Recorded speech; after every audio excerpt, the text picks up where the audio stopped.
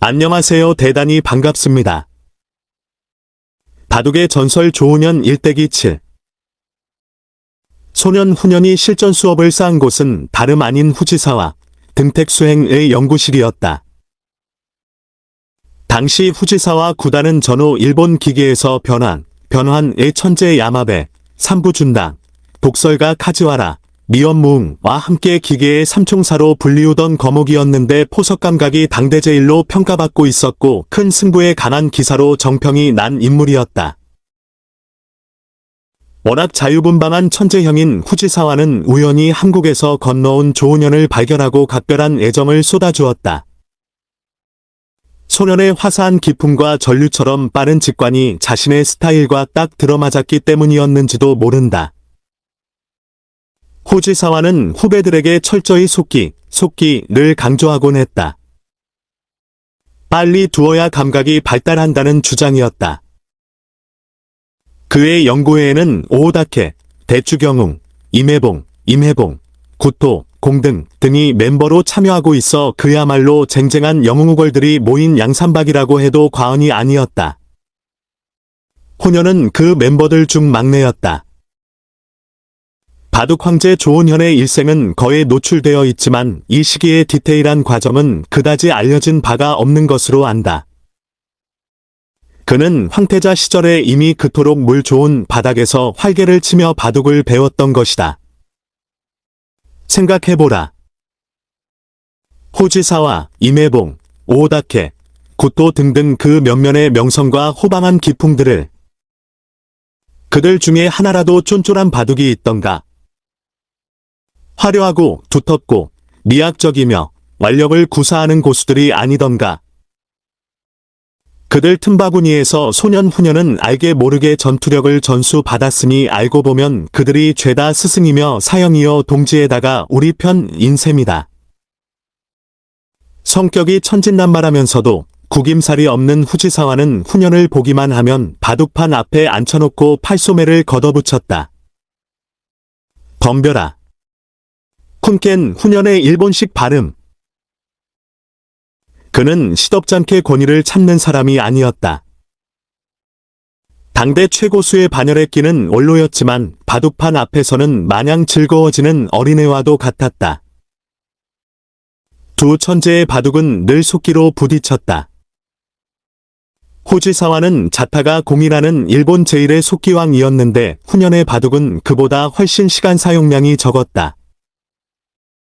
그 속기 대결의 치수는 처음에 둘셋, 2점으로 한 판, 3점으로 한 판으로 시작해서 1년 만에 선으로 한 판, 2점으로 한 판로 바뀌었다. 얼마나 많은 판을 두었는지 기억할 수 없지만 두 사람은 철저히 단판 치수고치기로 대결했고 마침내 어느 시점에선가 훈현이 선으로도 앞서기 시작하자 치수고치기에 룰이 깨지고야 말았다. 아무리 승률이 좋다기로서니 기계의 거목이자 대선배인 후지사와를 상대로 백을 잡을 수는 없었기 때문이다. 그 어느 누구보다도 훈현의 기재를 깊숙이 들여다보았던 후지사와는 그때부터 공공연하게 이런 소리를 달고 다녔다. 훈현의 기재는 세계 최고이다. 오래지 않아 그는 초일류기사로 우뚝 서고 말 것이다. 최고의 선생과 후지사와 구단이 그토록 침이 마르게 칭찬했던 천재 조훈현은 그러한 후광에 힘입어 일본기원에서 일찌감치 주목받는 존재로 부각된다. 비록 입단은 예상보다 조금 늦었지만 이단 시절의 명인전과 본인방전을 비롯해 각종 기전의 본선 문턱까지 진출하는 놀라운 성적을 낸 것이다. 한국과 달리 단위의 위계질서가 철저한 일본에서는 모든 타이틀전이 1차 예선, 2차 예선 등 관문이 복잡해 저단자들이 본선에 오르기란 몹시 어려운 일이었다. 그러므로 본선에 오르기 위해서는 2차 예선에서 전승을 거두어야 가능했다. 훈현은 명인전에서 파죽의 7연승을 거두며 그를 사랑하는 스승과 선배들의 기대에 부응했다. 아직 다케미야, 이시다, 가토 같은 선배들을 따라잡진 못했지만 고바야시나 조치훈보다는 한 발 앞서가는 성적이었고 모두들 그렇게 평가해주는 분위기였다. 강자들이 우글거리는 기탄이 도장과 달리 혼자서 외롭게 세고의 도장을 지켜야 했던 조은현에게 후지사와 영구에는 바둑뿐만 아니라 인간관계를 구축하는 전진기지로 무척 의미 깊은 공간이 된다. 그곳에서 늘 좋은 일만 있었던 것은 아니었다. 후지사와 영구회의 멤버 중에 아베 요시테루, 안배 길휘, 6단이 있었는데 그는 후지사와의 직계제자로서 기재는 별로 뛰어나지 않았어도 엄청난 공부벌레였었다. 후년보다 한참 선배였으나 바둑은 다소 딸려 속된 말로 밥이라고 해도 좋았다. 사람 좋은 아베 6단은 후년의 존재에 절망감을 느끼면서도 어쩔 수 없이 후배를 사랑해야만 했다. 이 아이가 바로 장래의 명인입니다. 그는 후년을 데리고 다니면서 만나는 사람 누구에게나 자랑을 늘어놓았다. 도쿄 양산박 후지사와 연구실 멤버들은 막내격인 조은현을 그렇게 담금질시켰고 그렇게 반짝반짝 광을 내준 고마운 은인들이었다. 그런데 어느 날 아베 6단과 후지사와 9단이 합작으로 어린 조은현을 궁지에 몰아넣은 사건이 있었으니 그 사건이 바로 내기바둑 파문 사건이다. 그때가 15세로 2단이던 시절. 평소 후년에게 빠듯하게 밀리던 아베 요시테루 6단이 작심하고 바둑판 앞에 앉아 도발적인 선전포고를 했다. 쿵켄, 우리 내기바둑으로 한판 붙어보자. 그냥 두는 건 승부욕이 동하지 않잖아? 그는 바로 얼마 전 명인전 2차 예선에서 후년으로부터 쓰라린 패배를 당한 뒤였다. 내기는 선생님이 두지 말라고 하셨습니다. 에이, 여기서는 괜찮아. 도박을 하는 건 아니니까. 어쨌든 내기는 곤란한데요. 후년이 한사코 사양을 하자 잠자코 지켜보고 있던 후지사와 9단이 아베를 거들고 나섰다. 요이, 쿵켄. 걱정하지 말고 붙어봐라. 한 판에 100엔 거는 정도는 괜찮다. 아베 말대로 승부욕을 돋우기 위해서는 적당한 양념도 필요한 법이야. 후년은 별수 없이 아베 앞에 앉았다. 100엔은 적다면 적은 돈이었고 15살 후년에게는 또 그리 적은 돈만은 아니었다. 내기바둑이 벌어지자 연구의 멤버들이 우르르 몰려들어 판을 에워쌌다. 후년의 머릿속에 이제 세고의 선생의 언명은 지워지고 없었다. 꼭 이기고야 말겠다는 오기가 전신에 번져 올랐다. 한 판, 두 판, 그리고 세 판. 애시당초 헐거운 상대였지만 후년은 독한 마음을 먹고 내리 세 판을 스트레이트로 밀어버렸다. 보통 내기바둑의 경우 그처럼 한쪽이 일방적으로 몰리면 덤을 주거나 치수를 조정하는 게 관례지만 프로 6단이 2단에게 굴종할 수는 없는 노릇이라 계속 호선으로 판이 진행되었다. 다시 4판, 5판, 그리고 6판. 아베 요시테루 6단은 개망신을 사서 당하면서도 끈질기게 물고 늘어졌다.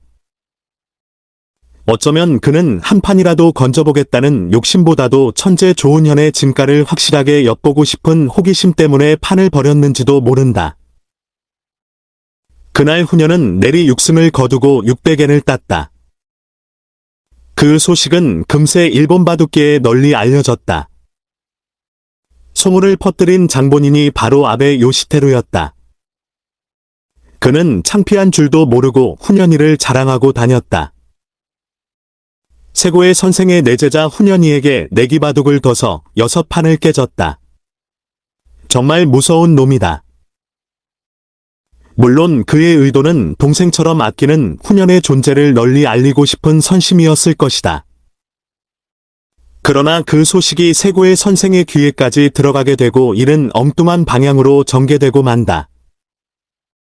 쿵켄. 이리 오너라. 내기바둑을 둔 며칠 후 세고의 선생은 준엄한 표정으로 후년을 불렀다.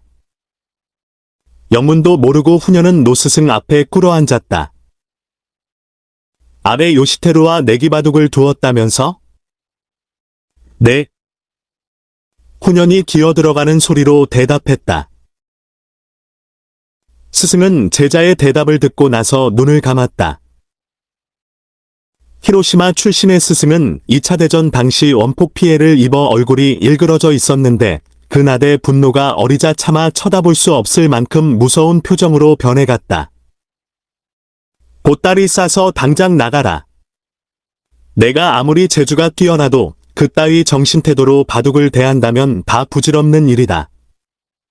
나와의 관계는 오늘로 끝났으니 이제 한국으로 들어가거라. 청천벽력 같은 소리에 후녀는 부들부들 떨면서 머리를 조아렸다. 얼핏 모든 걸 책임지겠다던 후지사와 구단의 얼굴이 떠올랐으나 거기서 이러쿵저러쿵 변명 따위를 달 수 있는 입장이 아니었다. 잘못했습니다. 선생님. 너는 더 이상 나의 제자가 아니야. 대화는 그것으로 끝이었다. 호녀는 옷까지 몇 벌을 꾸려서 참담한 심정으로 니시오기를 떠나야만 했다.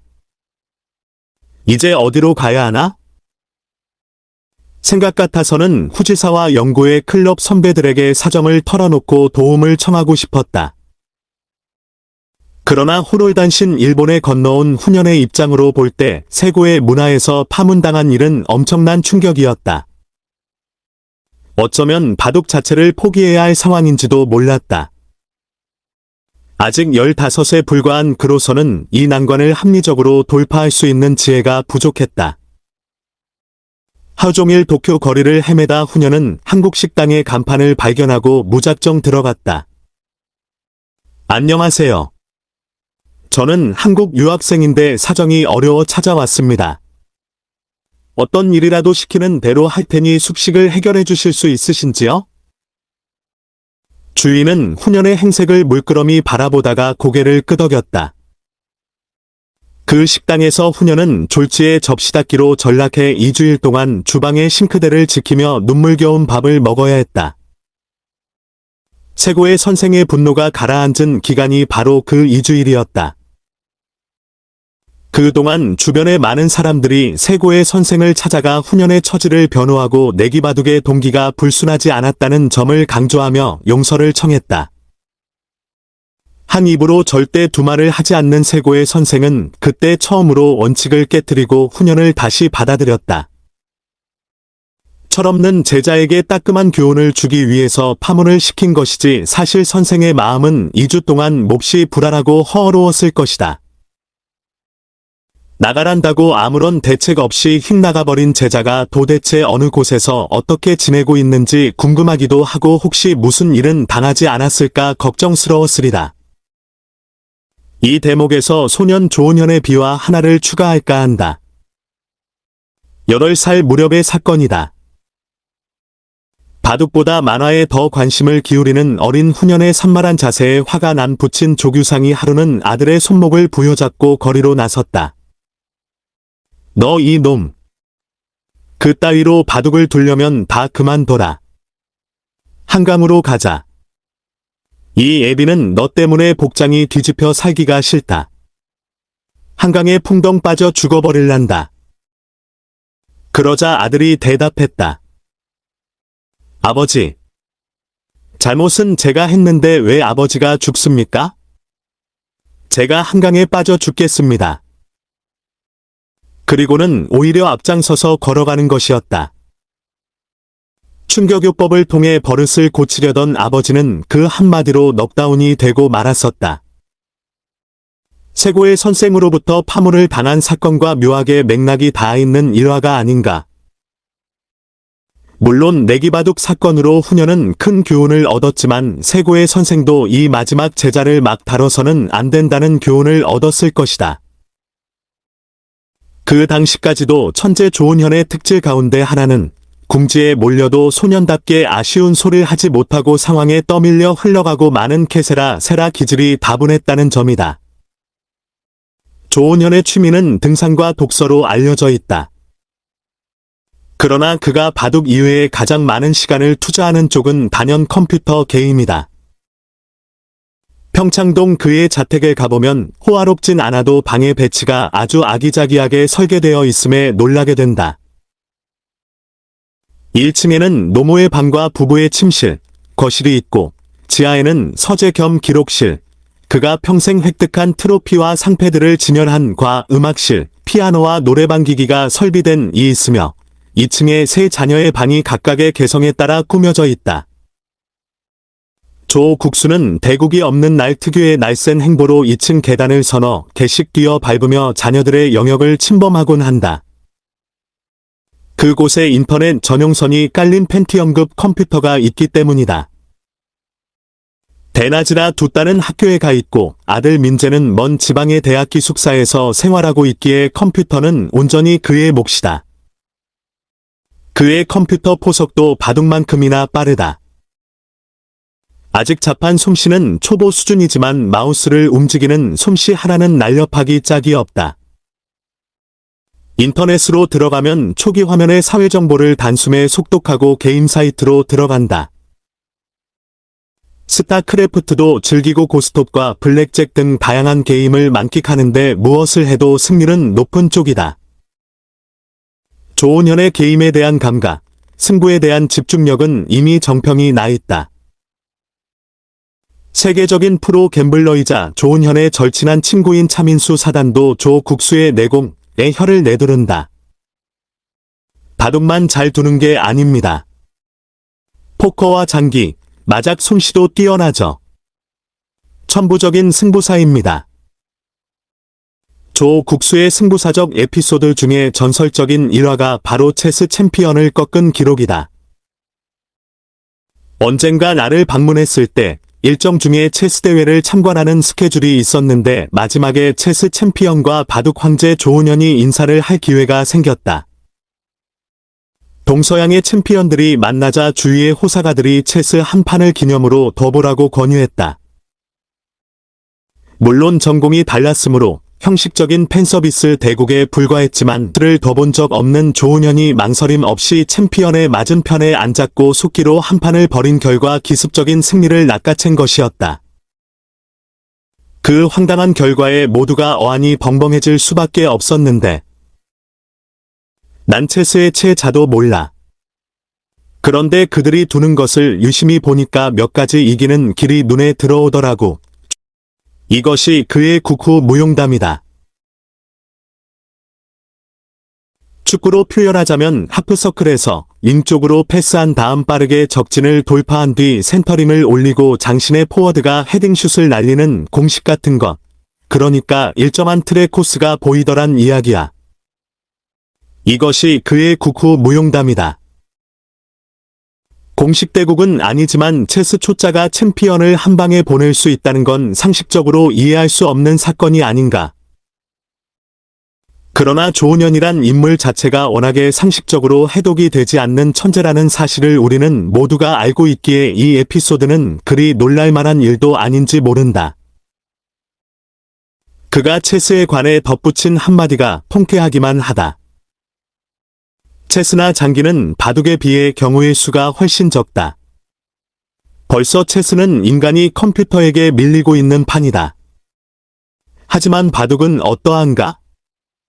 컴퓨터가 아무리 기를 써도 19x 19줄 바둑의 변수를 인간만큼 짚어낼 수가 없다.